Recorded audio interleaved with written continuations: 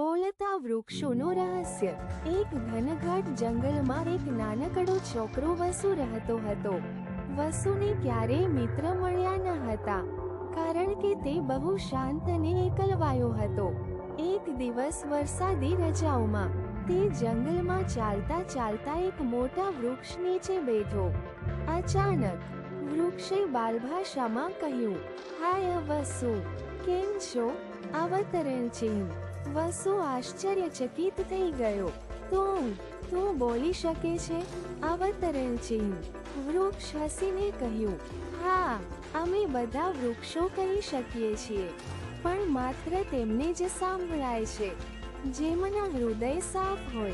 એ દિવસથી વસુ રોજ જુદા જુદા વૃક્ષો સાથે વાત કરતો અને બધા નવા મિત્ર બની ગયા। એક દિવસ એક વાવાઝોડું આવ્યું, ગામ ખાલી થઈ ગયું। વસુએ તેના વૃક્ષ મિત્રોની મદદથી લોકોને સુરક્ષિત જગ્યાએ પહોંચાડ્યા। ગામના લોકોને બસુનો સત્સંગ અને વૃક્ષોની મહત્તા સમજાઈ ગઈ। એ પછીથી બસુ અને વૃક્ષો બંને ગામના હીરો બન્યા।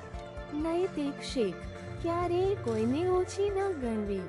સાચા હૃદયવાળા લોકો જગતને બદલી શકે છે। Thank you for watching Gujju કી અનોખી કહાનિयाँ. Please subscribe, like, and share my videos more updates. Also, follow my Facebook page for more updates.